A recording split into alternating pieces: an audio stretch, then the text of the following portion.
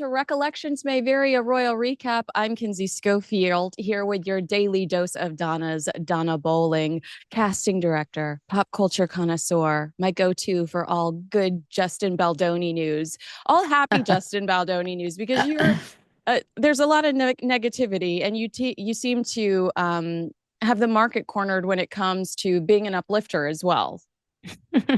I try to. I mean, the media is spinning everything negatively for him lately, at least, because I think Blake Lively and Ryan Reynolds have their magic touch on that side to really make him seem like this awful human being. So we try, the content creators at least are really trying their hardest to shed the truth, the light on the truth, you know? Yeah. Well, we are going to talk about that a little bit later because I feel like there are some similarities with Blake and Meghan. And I think that royal commentators, royal content creators should be concerned basically watching what some of you guys are having to deal with on the Blake side. So we'll talk about that in a second. But I had some questions for you as a casting director. Do you mind if we delve into that part of your brain? Let's go. Okay, so did you ever stumble upon Meghan Markle when you were casting in Los Angeles? No, because when she was on a lot of lists actually that we were working on, she was in the audition arena. So I would say that it wasn't that I didn't on purpose. She just never actually came into our office. She was auditioning. I can't remember what year she got Suits. I Uh, wish I knew off the top of my head what year she did, but it just never happened yeah. specifically for the shows that we were auditioning for. When she tells somebody like Emma Grande that she felt like she wasn't seen as much as she could have been because she was biracial, I mean, I look at her and I go, girlfriend, you are gorgeous. I mean, she to me is still one of the prettiest women in the world. I don't look at her and see race at all. As a casting director, do you look at that category? Are you looking at that piece of the resume, or are you looking at her body of work and her face and her abilities? I can't believe she actually said that and with a straight face. The reason why I say that is because I was in the business for 15 years, and by the time I left the business, there was such a strong, and this was towards the end of the tens, so like 2018 or so, 17. There was such a strong emphasis on diversity. Mm, It was almost more important than talent ability, to be honest. I mean, I don't know where it is now in terms of casting, but there was such a heavy emphasis like around 2000, I want to say like 14, 15, where we would have to do, and maybe even before, where we would have to do a diversity um I can't remember what they called it, like a checklist basically for every single week's cast, where we would literally have to check how many cast members that week were African American, were Asian American, were this, were Hispanic. And if we weren't getting enough of a certain race, we would have to kind of have the writers write more towards that. Being biracial was a plus. yeah. So this is not in any way, that does not track for Right. casting in any way. She would have gotten more jobs. She's gorgeous and biracial. Are you joking? That's Right, like a exactly. lottery win. It exactly. What if you could delay your next two mortgage payments? That's right. Imagine putting those two payments in your pocket and finally getting a little breathing room. It's possible when you call American Financing today. If you're feeling stretched by everyday expenses, groceries, gas, bills piling up, you're not alone. Most Americans are putting these expenses on credit cards, and there doesn't seem to be a way out. American Financing can show you how to use your home's equity to pay off that debt. You need to call American Financing today before you get to a point where you can't make those payments. Their salary-based mortgage consultants are helping homeowners just like you restructure their loans and consolidate debt, all without upfront fees. And their customers are saving an average of $800 a month. That's like a $10,000 raise. It's fast, it's simple, and it could save your budget this summer. Call before it's too late. 866-887-1201. That's 866-887-1201, or visit americanfinancing.net/unfiltered. Now, Meghan made headlines previously when she criticized Deal or No Deal. Remember, she was one of the briefcase girl, along with Chrissy Teigen, for making her feel like she was being reduced to a bimbo. She said on the Archetypes podcast, I ended up quitting the show. I was so much more than what was being objectified on the stage. I didn't like feeling forced to be all looks and little substance. And that's how it felt for me at the time, being reduced to this specific archetype, the word bimbo. If you are a casting director and you've seen 1,000 girls for this job and you have given somebody a platform, because Deal or No Deal, I mean, to me, probably got her in the door for Suits. Are you sitting back going, "Ah, I'm somebody else might have been a little bit more appreciative of this gig?" I think a lot of people love to go back and say, like, oh, that was the job where it made me feel A, B, and C. But I have so many friends that were models, I mean, they were the briefcase models. I forget what they're called, Yeah. or Price is Right models. And they're so grateful for those jobs. This is a business that is impossible to get jobs like that. I know it seems wild to say, but do you know how many? I mean, you live here in Los Angeles, right? Like that is a hard job to get, believe it or not. Gorgeous women are everywhere you look. And this was, she should have probably considered herself, honestly, she was replaceable. I mean, it wasn't like she had a name to her at the time. She was just a pretty face that could open a box and smile on cue and get from point A to point B and listen to Howie, do like open that box, or I forget what open the case. Yeah. There's no bimbo job. Even Christina Applegate played a bimbo on Married with Children. Like there was roles to play bimbos. This was not a bimbo job. I think it's kind of a little ungrateful to say stuff like that, but yeah, you can't really. People love to say things about back then. In the Yeah. moment, I doubt she felt it. Well, she's still trying to tinker in our town now. She's got this new Netflix contract that's been not necessarily extended, but it's a first look deal.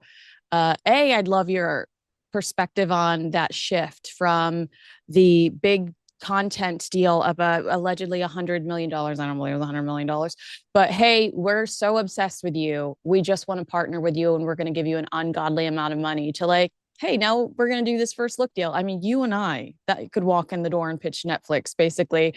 To me, it doesn't feel that exclusive, this first look deal.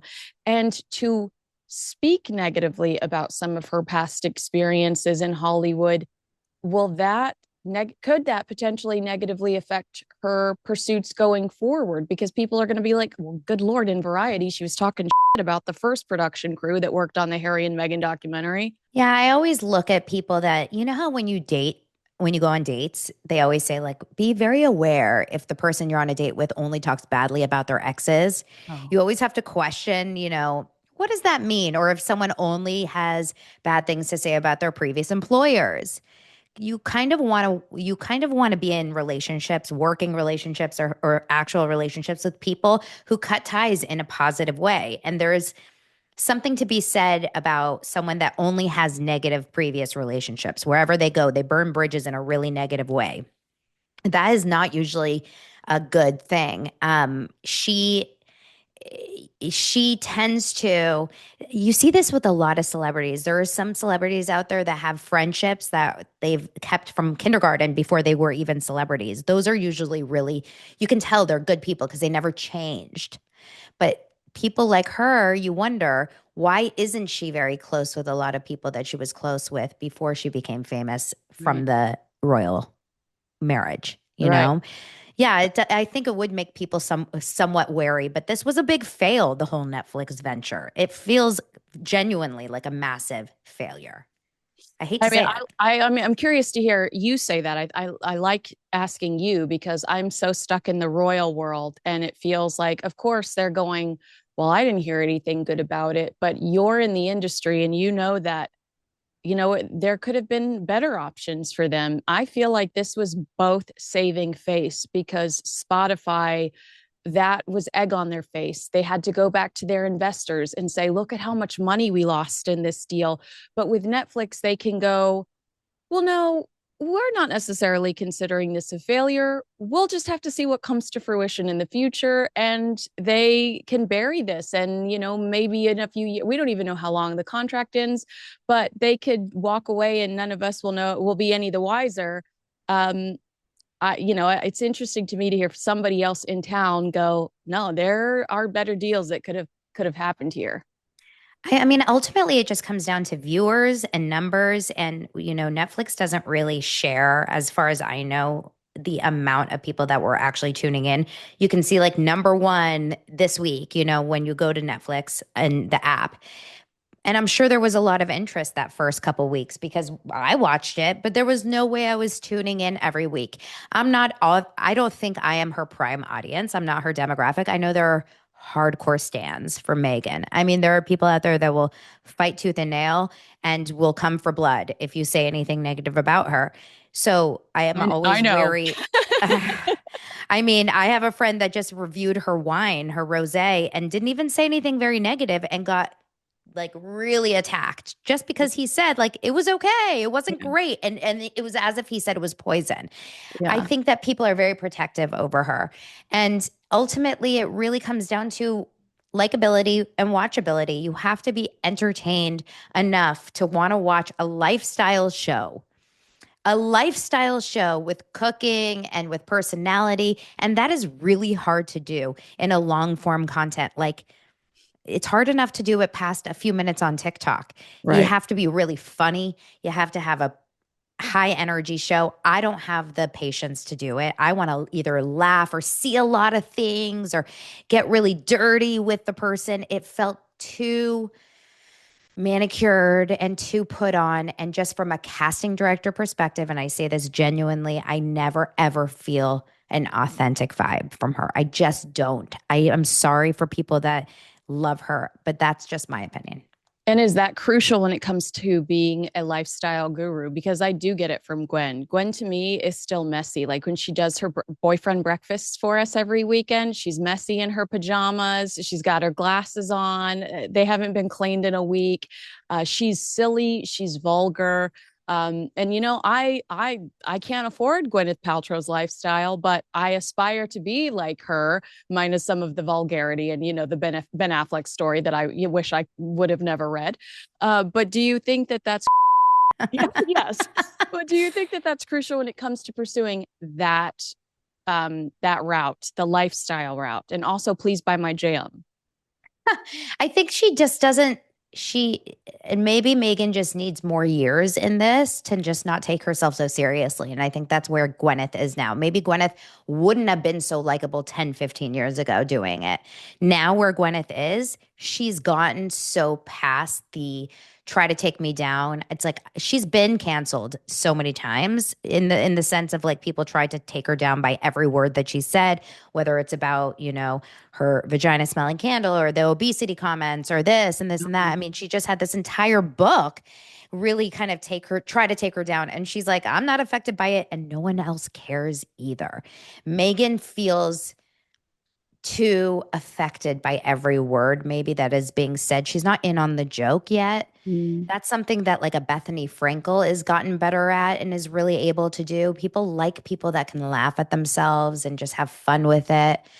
And I just don't know if Megan is that person. She's too hoity-toity, in my opinion. She's too like perfect, quote unquote. And it doesn't relate to the average viewer in 2025, in my opinion. Oh, can I just say too? I think there's a lack of consistency because she's trying to let her guard down with the baby mama twerking video. But because it's Yes. so different from everything we've seen, it's hard to consume it as look at Megan being, stars just like us. We're like, girl, you just said I'm Megan Sussex now. So you've got to like figure out like and stay consistent. I think that's been an argument I've had with for Harry and Meghan for the last 5 years. Like the only thing consistent is their lack of consistency, and I think that that's why they struggle with the brand. You mentioned authenticity. I know that you've seen some of the headlines about who's going to be a guest on the next season of With Love, Megan, which comes out next week. Chrissy Teigen, um, Jay Shetty. And according to Daily Mail, they're saying, where's Oprah? Where's Michelle Obama? Where are the Kardashians? I want to ask you, uh, from a casting director's perspective, when you look at this lineup, are you thinking what went wrong? And who would you have in mind if you were casting season 2 of With Love, Megan, to try to give it the boost it needed after, critics slammed season 1? I guess it comes down to who you're trying to get as an audience. Chrissy, look, I am not a fan of Chrissy Teigen. It's been years since I've been a fan. Obviously, she had a very big, that whole canceling, I mean, that whole like bullying, online bullying thing. And she's been quite problematic, I find, for a long time. Some people really like her. She's not my cup of tea. So it's giving a very confusing message to the audience to have her on, but obviously they had like that former Hollywood kind of connection. Who is your audience, Megan? That's the question. Who is your audience? Do you want to appeal to the young mom who is like, trying to impress their friends and put on home like a homemaking Susie homemaker vibe? Is Chrissy that person? I don't know. To me, I feel that it's a really tough thing because I guess you could try to do maybe more of it's confusing. If you wanted to do an actor route, right, and just only do actors like the Mindy Kaling, I guess you could do a whole host of people in that category, maybe like the Kristen Bells of the world, likable, friendly, kind of Funny, like you're saying, like funny. if you've got somebody like Mindy standing next to you making all of these jokes and you allow her to shine, which I honestly didn't think she allowed Mindy to fully. I said, like, she's got Mindy Kaling there and she's not peppering her with questions like, what was the office like? I would have been peppering Mindy with questions, but the whole show is cut to where Mindy's like, this is the most glamorous day of my life, like giving Megan compliments. And so, 100%. if you put her next to funny people, self-deprecating people, and she could then take her own hit and go, oh my gosh, me too, I'm a size 10 and my shoes are huge. I don't know, I Well, hate like my feet. but that's actually kind of funny now Yeah. that I think about it. Why don't you put her with a Chelsea Handler? Yes. Like Yes. make Chelsea make fun of Megan. Yes. That to me would be amazing TV. Have Chelsea be like, what the is this? You know what I mean? Like, what is this that we're eating? Wait, we're supposed to, and have Chelsea be like, I'm so high right now. That would be actually hilarious TV. Like, take Megan's guard down a bit. Maybe that would be a little juxtaposition. Or bring in a really fun, uh, a really funny comedian guy, like a Seth Rogen, Yeah. type of energy that could be funny. It's maybe like an Anne Hathaway, who's coming out with Devil Wears Prada. That could be a great cross promotion. And Who's used to be seen as a bully and has had that redemption arc where she totally, apologized to people and people now are love her again.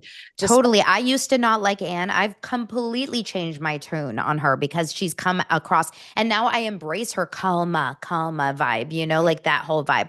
There's certain people that you can turn it around. Megan can really become more likable, but she has to embrace the fact that most people don't really love her, and she's not there yet. yeah. She's almost like pushing away from it and avoiding it and in denial about it. I would embrace it and just be like, okay, so you think I'm annoying? Let's have at it. There's a new story. Speaking of people that don't like Megan, there's a new story that this is from Rob Shooter, his Substack, that Megan blames Taylor Swift for stealing her spotlight with her Travis Kelce interview. They happened around the same time Megan releases her trailer with Love Megan season 2 trailer. And then, I mean, that Taylor Swift interview is amazing. I've been studying numerology. It looks like I'm on the right path. I mean, like the Taylor You're Swift. good. Yeah, the Taylor Swift interview is so awesome. I can't even imagine them competing. And then, as well as there is some backstory here that I don't know if you're familiar with, but the Wall Street Journal reported it, and Megan didn't threaten to sue. Taylor Swift didn't deny it. The Wall Street Journal says that Megan personally reached out to Taylor and tried to get her to appear on the Archetypes podcast, and Taylor opted not to. And I also heard that about Reese Witherspoon. Reese Witherspoon, we've seen both Taylor and Reese Witherspoon engage with the British royal family. And it's my personal opinion that they'd rather be with the working royals while there's any sort of friction between Harry and Meghan and the working royals. Like they're going to stay with these guys because they want to stay in their good graces. Do you believe this? I mean, I have a hard time believing that Meghan could think she could compete with a new Taylor Swift announcement. Honestly, the Pope couldn't compete Yeah. with that. That podcast was psychotic in Yeah. terms of it. We could have announced, like, they could have announced a new, I don't even know. I don't know what could have competed. They had 1.3 million live viewers. That's Megan who in that Ex- moment. right. So if she actually really believes that, then I hate to say it, but you've got to be a little bit delulu to think that you're in the category of Taylor Swift popularity. Not just Taylor Swift. Taylor Swift seen live on a podcast with her boyfriend for the first time. This is Taylor Swift's first podcast where she's announcing an album. I mean, come on. Like, there's no way no one was competing. I'm surprised they didn't break into live, ABC 7 News Yeah, for exactly. that. I stopped what I was doing. And I watched it live. Like, I think it was a moment. So Yeah. she could have thought that. And I'm sure there are a lot of people out there that were like, but this was the day that I was supposed to do. Da, da, da. But it's not realistic because there is no way. I didn't even know she announced or posted her trailer, is the truth. That's actually Ooh, how, like, I didn't see anyone post it that's in true. my feed. It's not in my feed. Like, she's not in my algorithm. The people I follow are not posting about Megan. Is that all in your algorithm? Oh no, they're not posting about her either. I mean, I'm saying it because I'm having to report on it because it's my job, but otherwise I'm not seeing it. So I think that that's a very good point. The line that killed me in this article was Megan's convinced it wasn't just bad luck. I'm like, well, then you need to study numerology. Okay, listen to Taylor. But Taylor did she not know that this podcast was going to come out the day like, or they had already, it was all like in the plan. Like, they couldn't it push. was in the plan, but did any of us know the podcast was going to come out? I thought there was a tease and we thought maybe Taylor might be on Travis's podcast, but there wasn't like a It big was like a announcement. 2 day. Yeah, yeah. Okay, the lead up. Yes. All right. Well, yeah, I think I think it's fair to say that Megan, if you did think that, I'm going to steal your line, Delulu. Before I let you go, because I only have a few more minutes with you, I wanted to talk to you. We have seen Megan with Blake Lively. It was in December of 2024 at Samantha Stone's baby shower, and they were photographed together. I think that there are a lot of similarities between Blake and Megan. Megan had the TIG. Now she has as ever. Blake had Preserve, which was her own lifestyle site. She closed it, but Ambitions, where you blend celebrity style and commerce, she was trying to do something similar to the TIG and As Ever. Megan married Prince Harry. I think it elevated her. I definitely think when Blake Lively married Ryan Reynolds, it elevated her. But we also see with both couples this like real obsession with controlling the narrative, and they're litigious. And you have had several friends that have received subpoenas through the Blake Lively case. My fingers are crossed for you. Like I'm sending all my good juju your way and trying to protect you from the drama. As I've watched this, I've been concerned for my own career, thinking I feel like Meghan Markle is taking notes on what Blake Lively and Ryan Reynolds are doing right now. And it's, in my opinion, it's less about fighting for any sort of justice and more about intimidation. Can I get your reaction to that? And do you see similarities between Meghan and Blake? Yeah, well, funny story. One of my good friends, well, I have multiple friends of mine that were at that baby shower. So I heard firsthand accounts of that baby shower, and they were both, I don't know if Megan was, but I know Blake was one of the planners. She was one of the co-planners Wow. alongside my friends. And but she like wasn't very involved. It was like her assistant or something. I can't remember Oh, exactly of how it course. Just wants worked. her name on the invitation, just wants all the credit. Yeah, it was like she like phoned it in or something. But that's her best friend. In fact, that's Blake's best friend because her husband the girl whose baby shower was, her husband is Blake's talent manager. Oh. Like he's still like he's on all the documents as her talent manager. So like they're very, very tight. But it was a very star-studded event. Like Crystal Minkoff from Beverly Hills, Real Housewives of Beverly Hills was there. Like there was a lot of celebrities at that event. I mean, that like to be a fly on the wall in that room, right? Yeah.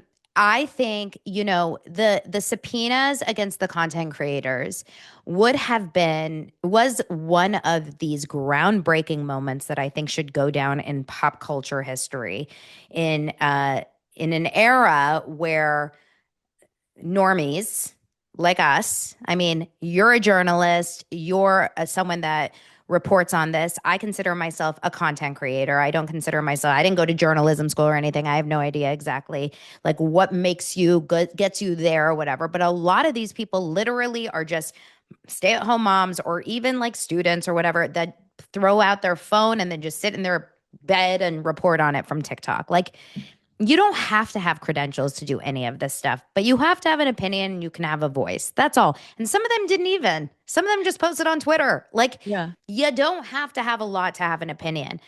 And this is the era that we're in. So for people to, in the public eye, say,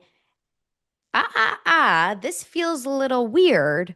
I am considering the fact that all these people are saying these things about me.